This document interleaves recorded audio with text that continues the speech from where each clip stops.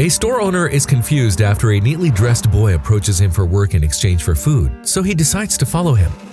After learning the boy's dad is a millionaire, he thinks there's more to the boy's story, so when the boy comes to his store the next day, he confronts him.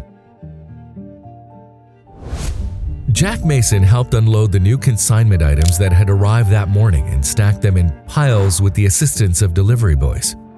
As a grocery store owner in Ohio, Jack's Wednesday mornings were spent collecting fresh goods through the store's back entrance and arranging them before he opened his shop. That day, after receiving the goods, Jack thanked the delivery boys and was about to head to the store's front entrance when a child's voice got his attention. "Excuse me, sir," the voice said. "Can I get a job here in exchange for food?" Jack turned around and saw a young, neatly dressed boy, no older than 10, standing behind him. He didn't appear homeless or impoverished, so Jack wondered why he would ask for a job in his store. You want a job for what?" "I'm not asking you to pay me, but I need food and I will do anything you ask me." "I don't know. Honestly, you don't look like someone who needs a job. What's going on here?" "How about you first tell me if I can get a job here? I don't have time to waste," he replied bluntly. Jack looked at him from head to toe and deliberated. All right, don't get too worked up about it. Can you arrange vegetables on the shelf?" Benny followed Jack into the store where Jack instructed him what to do. As Benny started placing veggies on the shelf, Jack looked at him intently from behind his counter. He was still confused as to why a boy who seemed well off would work in his store in exchange for food. He approached Benny again when he couldn't resist the temptation to find out why. "So, do you live nearby? Does your family, need any sort of help?" he asked Benny casually. "I live around this neighborhood," he answered. "My dad doesn't give me food. He says I need to man up and take care of myself, so here I am working at your store." "Is there anything I need to do after I'm done arranging these?" Benny asked, arranging the last shelf. "No, I think this is enough for the first day. Come to the counter and collect your food once you're done." Benny finished his work diligently and got his food before he left the store that day. Jack was worried that Benny's father could be mistreating him, so he decided to follow the young boy that day.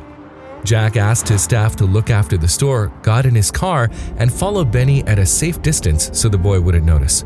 After a couple of minutes, he saw Benny heading to a deserted area with nothing but old buildings in close sight.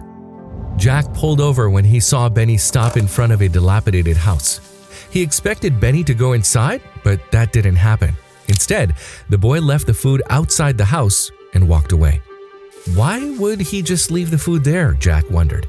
He started his engine and continued following Benny. After around 15 minutes, Benny stopped in front of a luxurious house with a massive garden, and Jack saw that several people were busy working in the house's compound. Such a house could only be afforded by a rich man, probably a millionaire, Jack thought. When the gardener saw Benny, he greeted him and Benny went inside the house. Jack realized that Benny had not taken the food for himself. He lied about his father mistreating him.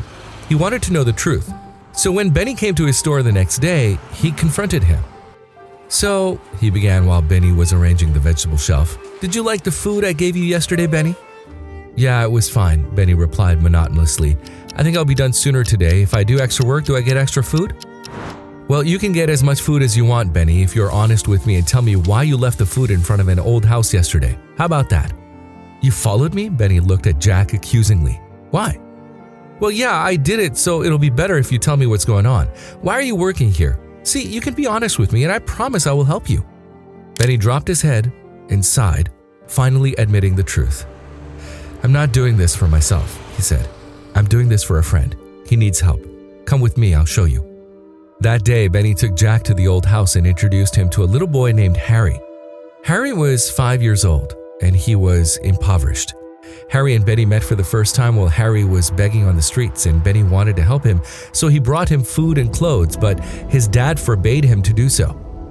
"You better stay away from the outside dirt, Benny. You're not helping him. Don't forget, you're a millionaire's son."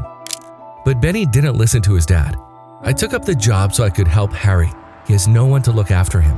His mom is sick and his dad died several years ago." Jack felt terrible for Harry and was proud that Benny was thoughtful enough to help someone in need. He thought for a while and came up with an idea. He employed Harry at his store and assigned him easy tasks like arranging the shelves and carrying the garbage to the trash, and in exchange, he gave him a generous compensation and food. Benny continued to help Jack at the store too, and for his work he asked Jack to donate food to Harry from his side. With time, Benny, Harry, and Jack became good friends. Jack sometimes enjoyed treating the boys to ice cream after work, and on weekends they would play football at their neighborhood park. A little kindness goes a long way, and Jack, Benny, and Harry know this to be true. If you like the video, please give it a thumbs up and consider sharing it with someone who may find it interesting. Thanks for watching, and I'll talk to you in the next one.